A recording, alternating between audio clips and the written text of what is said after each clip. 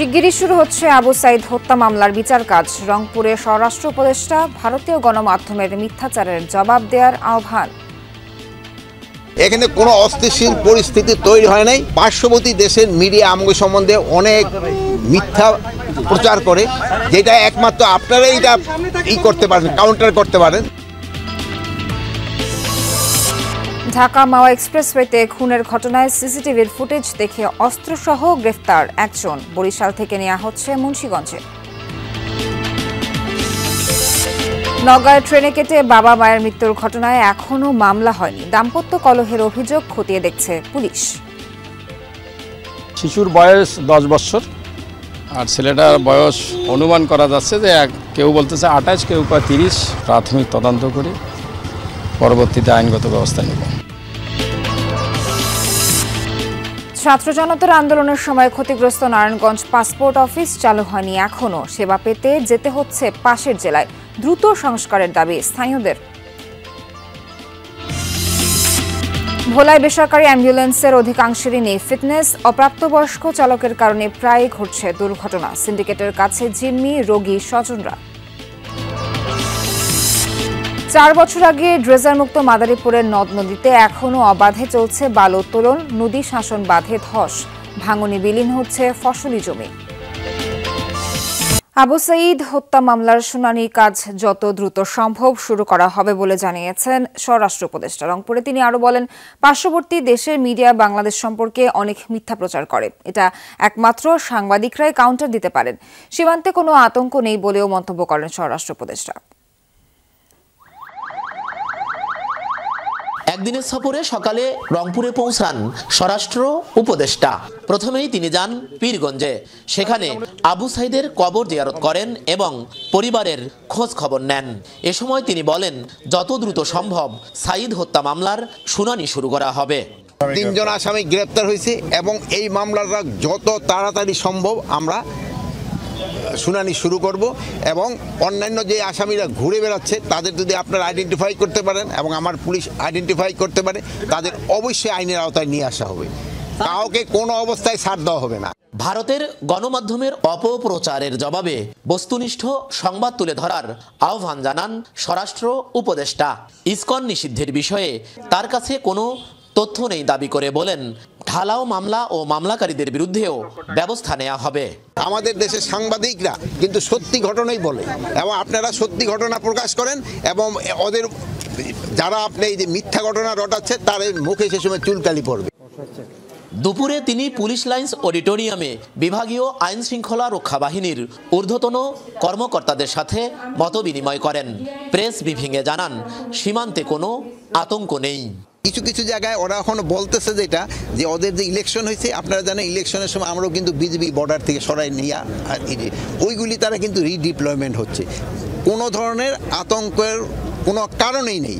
আমরা সবসময় প্রস্তুত আছি যে কোনো পরিস্থিতি মোকাবেলা করার জন্য। পরে রংপুর বিভাগের ঊর্ধ্বতন কৃষি কর্মকর্তাদের সাথে বৈঠক করেন অন্তর্বর্তী সরকারের এই অন্যতম নীতি নির্ধারক। সরকার মাঝারুল মান্নান, যমুনা নিউজ, রংপুর। বাংলাদেশের মতো অসাম্প্রদায়িক দেশ উপমহাদেশের আর কোথাও নেই, এমনটাই বলেছেন নৌপরিবহন মন্ত্রণালয়ের উপদেষ্টা এম শাখাওয়াত হোসেন। দুপুরে বরিশাল মেরিন একাডেমিতে ক্যাডেটদের পাসিং আউট প্যারেড অনুষ্ঠানে যোগ দেন তিনি। পরে সাংবাদিকদের প্রশ্নের জবাবে নৌ উপদেষ্টা বলেন, দেশের মানুষ ভারত বিরোধী নয়, ভারতের সাথে বাংলাদেশের সম্পর্ক ভালো থাকার কথা। এছাড়া বলেন, ইসকন জানিয়েছে চিন্ময়ের সাথে তাদের সম্পর্ক নেই। বাংলাদেশের চাইতে অসাম্প্রদায়িক দেশ এই সাবকন্টিনেন্টে উপমহাদেশে নেই। এটা যে 4000 মাইল দূরে বসে বা 5000 মাইল দূরে বসে চিন্তা করছেন বা কেউ কেউ কাছাকাছি এসে চিন্তা করছেন, এটা করবেন, এটা আমাদের ঐতিহ্যে নেই। ভারতের মতো একটা বন্দিপ্রতিম দেশের সাথে আমাদের সম্পর্ক ভালো হওয়ার কথা। আমরা সমুদ্রে বলি, নদীতে বলি, সব কিছুতে আমরা শেয়ার করছি। এবং এদেশের মানুষ কিন্তু ভারত বিরোধী নয়। ঢাকা মাওয়া মহাসড়কে নারীকে গুলি করে হত্যার ঘটনায় কথিত প্রেমিক তৌহিদ শেখ তন্ময়কে গ্রেফতার করেছে police. Munshiganj police super Shamsul Alam Sarkar জানান, ভোরে অভিযান চালিয়ে বরিশাল থেকে তাকে গ্রেফতার করা হয়েছে। এ সময় উদ্ধার করা হয়েছে হত্যাকাণ্ডে ব্যবহৃত আগ্নেয়াস্ত্র। হত্যার মোটিভ নিয়ে সংবাদ সম্মেলনে বিস্তারিত জানানো হবে বলেও জানান তিনি। এর আগে শনিবার সকালে ঢাকা মাওয়া সড়কে শাহেদা নামের এক তরুণীর গুলিবিদ্ধ মরদেহ উদ্ধার করে পুলিশ।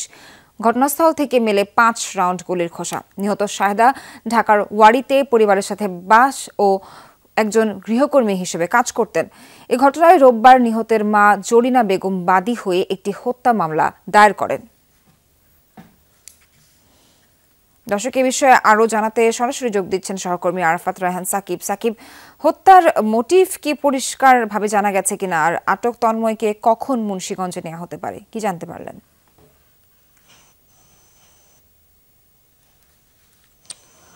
সোহার, দেখুন, আসলে ঘটনার প্রায় 48 ঘন্টার মধ্যে কিন্তু আসলে যে ঘাতক, সে ঘাতক তন্ময় শেখ তৌহিদ, তাকে কিন্তু আসলে ভোলা থেকে গ্রেফতার করে আজ সকালেই পুলিশ। এবং পুলিশ সূত্রে আমরা যেটি জানতে পেরেছি, মূলত আসলে তন্ময় এই ঘটনা বা তৌহিদ এই হত্যাকাণ্ডের পর থেকেই কিন্তু আসলে তার মোবাইল ঢাকায় রেখে কিন্তু আসলে বরিশালের ভোলা হয়ে সে আসলে মনপুরা যে দ্বীপ রয়েছে সেই দ্বীপে চলে যাওয়ার চেষ্টা চালাচ্ছিল, অর্থাৎ সেখানে গিয়ে একটি আত্মগোপনে আসলে নিজেকে নেওয়ার চেষ্টা করেছিল। এবং আজ সকালে কিন্তু ভোলার যে ইলিশা ঘাট রয়েছে সেখান থেকে আসলে লঞ্চ থেকে আসলে মূলত তাকে গ্রেফতার করা হয়। এবং তার দেওয়া তথ্যের ভিত্তিতে পরবর্তীতে যে আগ্নেয়াস্ত্র অর্থাৎ পিস্তলটি ব্যবহার করা হয়েছিল এই হত্যাকাণ্ডে, সে হত্যাকাণ্ডে ব্যবহৃত পিস্তলটিকে কিন্তু আসলে একটি পুকুর থেকে গোয়েন্দা পুলিশের অভিযানে কিন্তু আসলে উদ্ধার করা হয়েছে। এবং এই ঘটনায় বিষয়ে কিন্তু প্রাথমিক জিজ্ঞাসাবাদেও আসলে তৌহিদ এই ঘটনায় সম্পৃক্ত থাকার কথা এবং যে আসলে শাহেদাকে হত্যা করার বিষয়টি প্রাথমিকভাবে স্বীকারোক্তি দিয়েছে। আর পুলিশ সূত্রে আমরা যেটি জানতে পেরেছি, এখন পর্যন্ত আসলে এই শাহেদা এবং তৌহিদের সাথে দীর্ঘদিনের একটি সম্পর্ক ছিল এবং প্রায় তারা আসলে বাড়ি থেকে বের হতো, বিভিন্ন জায়গায় ঘোরাঘুরি করতো, বিশেষ করে মুন্সিগঞ্জ থেকে চাঁদপুরের লঞ্চে তারা আসলে ঘোরাঘুরি করতো এবং তাদের মধ্যে কিন্তু আসলে একটি সম্পর্ক তৈরি হয়। এবং সেই সম্পর্কের জায়গা থেকে কিন্তু আসলে যে শাহেদা, সে কিন্তু প্রসূতি হয়ে গিয়েছিল, অর্থাৎ সে কিন্তু তার গর্ভে আসলে যে তৌহিদের সেটির বাচ্চা ছিল। এবং এই বিষয়টি নিয়ে আসলে শুক্রবার রাতে তারা ঢাকা থেকে যখন মাওয়াতে আসে, তারা আসলে তন্ময়কে বা তৌহিদকে আসলে শাহেদা বিয়ের জন্য চাপ দিচ্ছিল। তবে তৌহিদের পরিবার থেকে আসলে অন্য আরেকটি জায়গায় আসলে মেয়ে দেখা হয়েছিল, এইটি নিয়ে আসলে বনিবনা হয়নি, যার দরুনই কিন্তু আসলে এই যে আগ্নেয়াস্ত্র সে সাথে করে নিয়ে এসেছিল, সেই সাথে করে নিয়ে আসা আগ্নেয়াস্ত্র দিয়ে ঢাকা মাওয়া এক্সপ্রেসওয়ের যে দোগাছি এলাকায় সেখানে পৌঁছে নির্জন যে রাস্তা দেখে কিন্তু আসলে শাহেদাকে গুলি করে এবং পরপর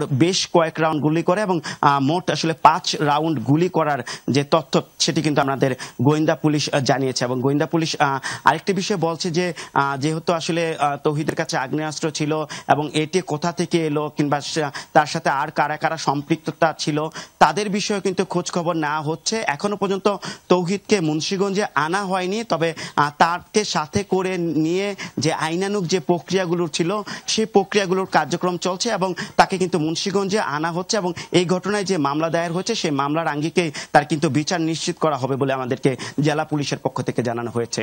সোহার, ধন্যবাদ সাকিব সবশেষ তথ্য দেওয়ার জন্য।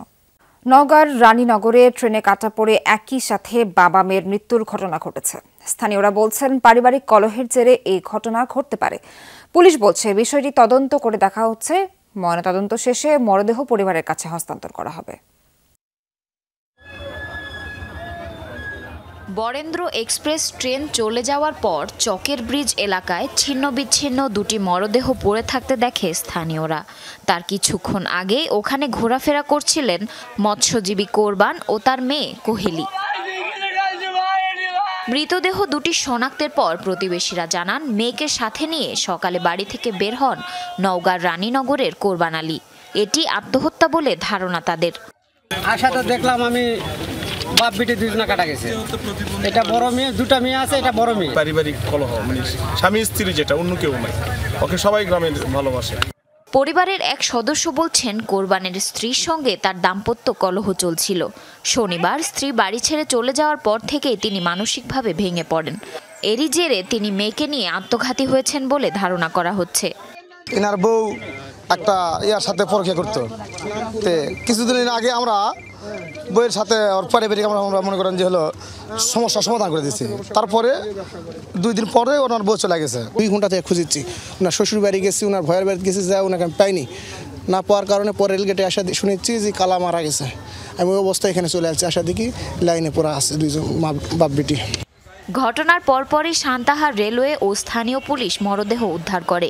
পুলিশ বলছে পারিবারিক কলহের জেরেই দুজনের মৃত্যু হয়েছে কিনা তা খতিয়ে দেখা হচ্ছে। শিশুর বয়স 10 বছর আর ছেলেটার বয়স অনুমান করা যাচ্ছে যে কেউ বলতেছে 28, কেউ 30, 32, আমরা অনুমান ওঠে না, আমরা দেখি তার এনআইডি আছে কি না। আমরা সমস্ত প্রাথমিক তদন্ত করি, পরবর্তীতে আইনগত ব্যবস্থা নেব। আত্মহত্যার এই ঘটনার পেছনে প্ররোচনা ছিল কিনা তা তদন্তের পাশাপাশি কোরবানের স্ত্রীকে খুঁজছে পুলিশ। জারিন অর্নি, যমুনা নিউজ। এদিকে 4 জেলায় সড়ক দুর্ঘটনায় প্রাণ হারিয়েছেন 5 জন। এর মধ্যে গোপালগঞ্জে বাসের ধাক্কায় ভ্যান চালক সহ 2 জন মারা গেছেন। আহত হয়েছেন অন্তত 10 জন। সকালে ঢাকা খুলনা মহাসড়কের গোপীনাথপুর শরীফপাড়া বাস স্ট্যান্ডে এই দুর্ঘটনা ঘটে। পুলিশ জানায় খুলনা থেকে ছেড়ে আসা ঢাকামুখী সোহাগ পরিবহনের একটি বাস পেছন থেকে সজোরে ধাক্কা দেয় বাস স্ট্যান্ডে দাঁড়ানো আরেকটি লোকাল বাসকে। এ সময় নিয়ন্ত্রণ হারিয়ে সামনে থাকা একটি ভ্যানকে ধাক্কা দেয় লোকাল বাসটি। ঘটনাস্থলে মারা যান বাস ও ভ্যানের চালক। আহত হন অন্তত 10 যাত্রী। এছাড়া নীলফামারী, ঝিনাইদহ ও গাজীপুরের শ্রীপুরে সড়কে প্রাণ গেছে আরও 3 জনের। একটি উগ্রগোষ্ঠী চট্টগ্রামে আইনজীবী হত্যা করে দেশকে শ্মশানে পরিণত করতে চেয়েছিল। তবে দায়িত্বশীল মুসলমানরা ধৈর্য ধরে তাদের পাতানো ফাঁদে পা দেয়নি, এমনটাই বলেছেন জামায়াত ইসলামীর আমির ডক্টর শফিকুর রহমান। সকালে ঝালকাঠি শহরে অনুষ্ঠিত সমাবেশে তিনি বলেন, দেশের মানুষরা সহনশীলতার পরিচয় দেয়ায় পরিস্থিতি শান্ত হয়েছে। জানান, ভবিষ্যতে জামায়াত এমন একটি রাষ্ট্র চায় যেখানে ধর্মীয় সম্প্রীতি বজায় থাকবে, কাউকে কোনো ধর্মীয় উপাসনা আর পাহারা দিতে হবে না। জামায়াত ক্ষমতায় এলে এমন রাষ্ট্রই বিনির্মিত হবে যেখানে সবাইকেই তার অধিকার সম্মানের সাথে দেয়া হবে। পরে নেছারাবাদেও এক সুধী সমাবেশে বক্তব্য রাখেন জামায়াত আমির।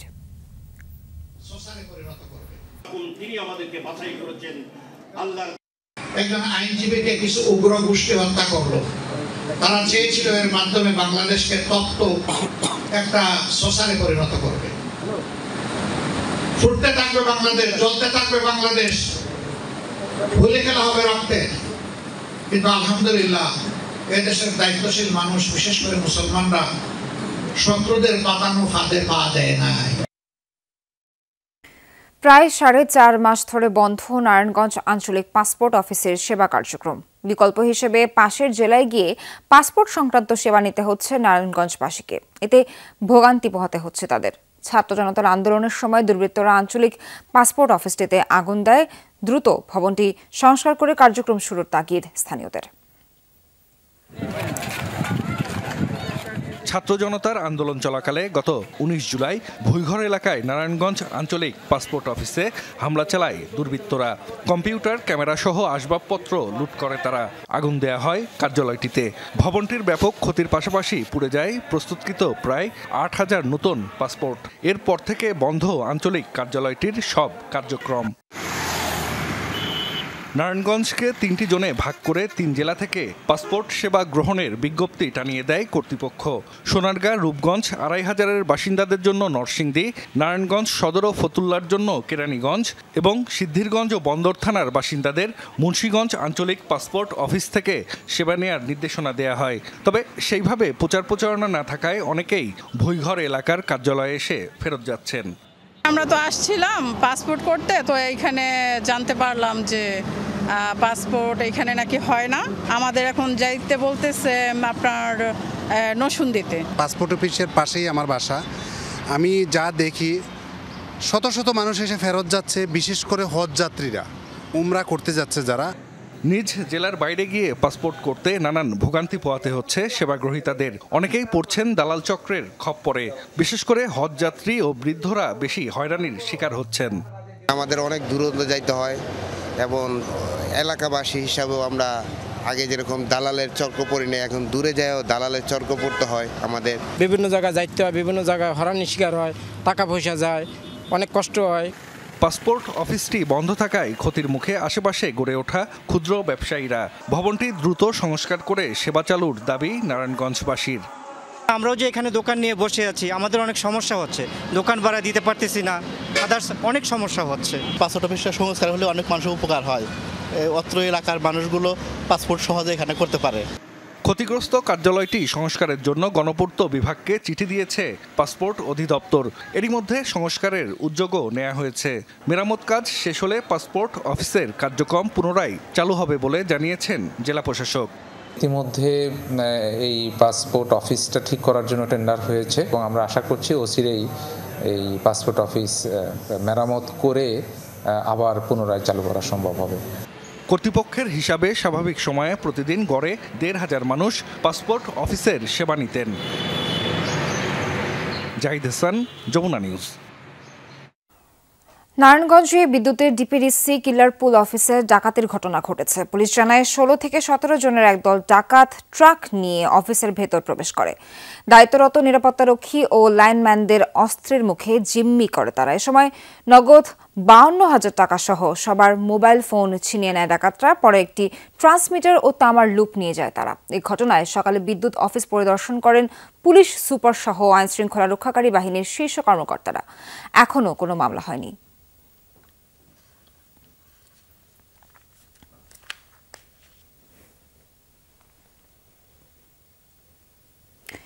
বেসরকারি অ্যাম্বুলেন্সের সিন্ডিকেট জিম্মি, ভোলার রোগী ও তাদের স্বজনরা। বেশিরভাগ গাড়ির নেই লাইসেন্স, ফিটনেস। অপ্রাপ্ত বয়স্করা চালাতে গিয়ে প্রায়ই ঘটছে দুর্ঘটনা। ব্যবস্থা নেওয়ার আশ্বাস সিভিল সার্জন ও পুলিশের।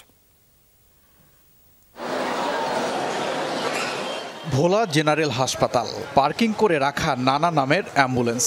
কোনো চালক রোগী নিয়ে এসেছেন, কেউ বা ভাড়া পাওয়ার অপেক্ষায়। জেলার ৭ উপজেলায় সরকারিভাবে অ্যাম্বুলেন্স আছে ৯টি। সেগুলো সব সময় সবার ব্যবহারের সুযোগ মেলে না। ভরসা বেসরকারিভাবে চলা অ্যাম্বুলেন্স, সেখানেও নেই স্বস্তি। সিন্ডিকেটের দৌরাত্ম্য। জেনারেল হাসপাতালের সামনে থেকেই নিতে হবে গাড়ি, ভাড়া তাদের চাহিদা মতো। জিম্মি, রোগী ও তাদের স্বজনরা। আমি এখানে কথা বলছি, তারা একটা সিন্ডিকেটের মধ্যে পড়ছে ১৫০০ টাকা, সবাই একজন ১৫০০ টাকা। ১৫০০ টাকা নিচে তারা যাবেনই না। বরহানদীতে একজন অ্যাম্বুলেন্সকে ফোন দিই, সেখানে তারা ১২,০০০ টাকায় রাজি হয়।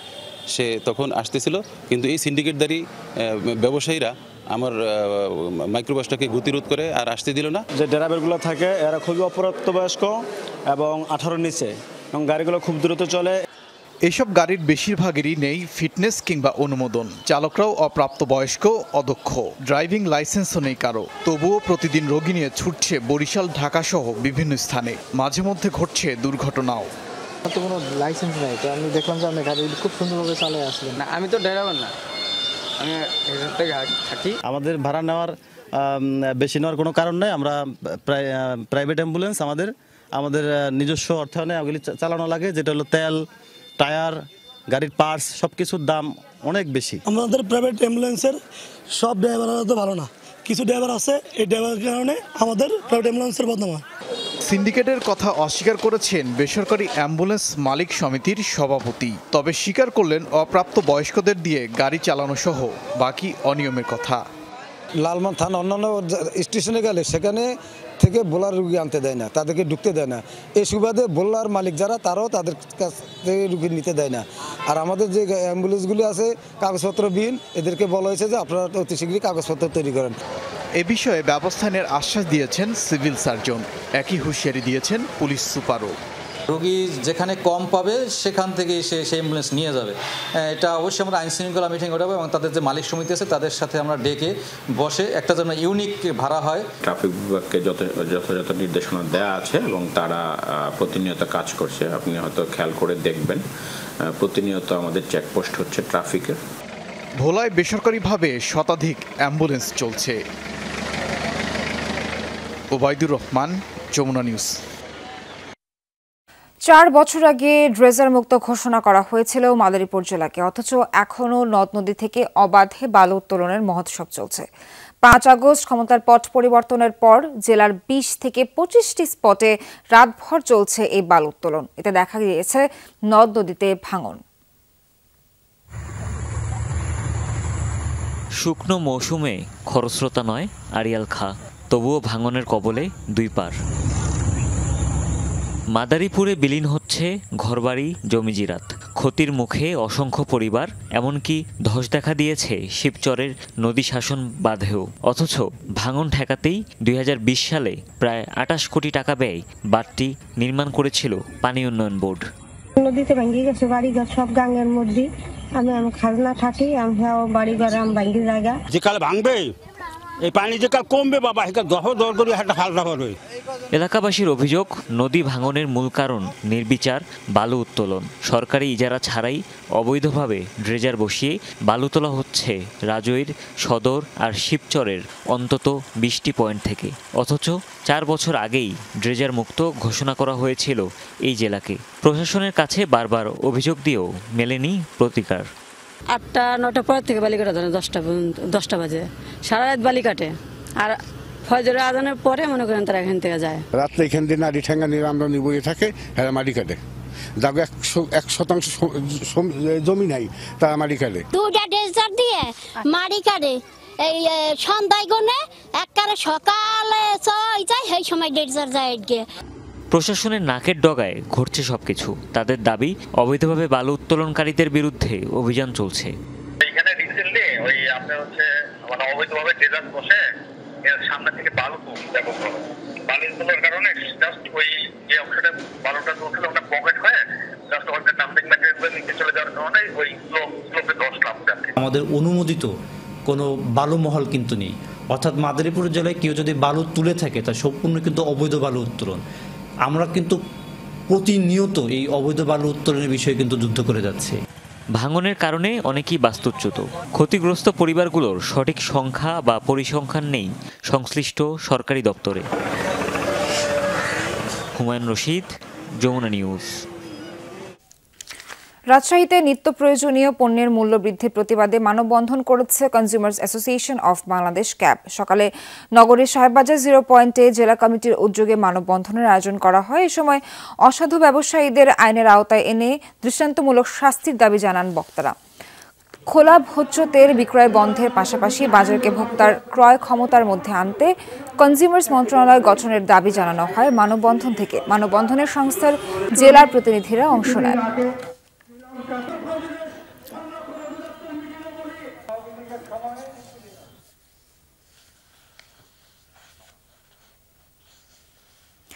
অনিয়ম ও স্বেচ্ছাচারিতার অভিযোগ এনে নেত্রকোনায় মদন উপজেলায় ভারপ্রাপ্ত উপজেলা নির্বাহী কর্মকর্তার অপসারণের দাবি জানিয়েছে স্থানীয়রা। সকাল 11:30টার দিকে উপজেলা সদরে বিক্ষোভ মিছিল হয়। অংশ নেন উপজেলা বিএনপি সভাপতি নুরুল আলম তালুকদার, সাধারণ সম্পাদক রফিকুল ইসলাম আকন্দ সহ বিএনপির নেতাকর্মীরা।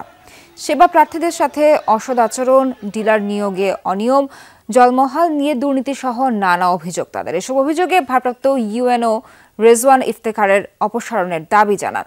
মিছিলটি বিএনপির দলীয় কার্যালয় থেকে বের হয়ে উপজেলার প্রধান সড়ক ঘুরে প্রেসক্লাবে গিয়ে শেষ হয়।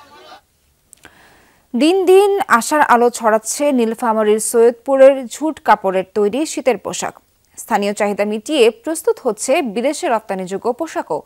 মানে ভালো ও দাম সুবিধা মতো হওয়ায় এসব শীত পোশাক এখন বিভিন্ন অঞ্চলের পাইকারদের কাছে বেশ জনপ্রিয়। দম ফেলার ফুসরত নেই সৈয়দপুরের 5 শতাধিক পোশাক কারখানার কারিগরদের। দিনরাত চলছে শীতের পোশাক তৈরির কাজ। ঝুট কাপড় দিয়ে পাতলা, মাঝারি ও ভারী শীতের পোশাক তৈরি হচ্ছে নারী, পুরুষ সহ শিশুদের জন্য। প্রস্তুতকারকরা বলছেন, শীতের তীব্রতা অনুযায়ী বাড়বে পোশাকের চাহিদা। দেশীয় বাজারের পাশাপাশি রপ্তানির জন্য পোশাক প্রস্তুত করছেন তারা। এখানকার মালের কোয়ালিটি আছে, বিভিন্ন প্রকারের মাল আছে, আর আমাদের শীত আসলে এই কাজের চাপটা বাড়ে যায়, আর ডিসেম্বর পর্যন্ত আমাদের এই কাজটা চলতে থাকবে। বাংলাদেশের সমস্ত জায়গায় যায় এবং এই মালগুলা ভারত, ভুটান, নেপাল এগুলো জায়গায়ও আমাদের মালগুলা যায়। শীতের সময় যে আছে, এটা জ্যাকেটের একটা সময় একটু এমন আসে যে ওভারটাইম কাজ করায় আমাদেরকে ওটা কমপ্লিট করতে হয়। স্থানীয় ক্রেতা বিক্রেতারা বলছেন, এরই মধ্যে জমে উঠেছে ব্যবসা। দাম তুলনামূলক কম ও মানসম্পন্ন হওয়ায় দেশের বিভিন্ন অঞ্চল থেকে আসছেন পাইকারি ক্রেতারা। এখানকার কারখানারা তৈরি করে এই মালটা চিপ রেটে পাওয়া যায়, এই জন্য এই মালটাতে প্রফিট হয় ভালো।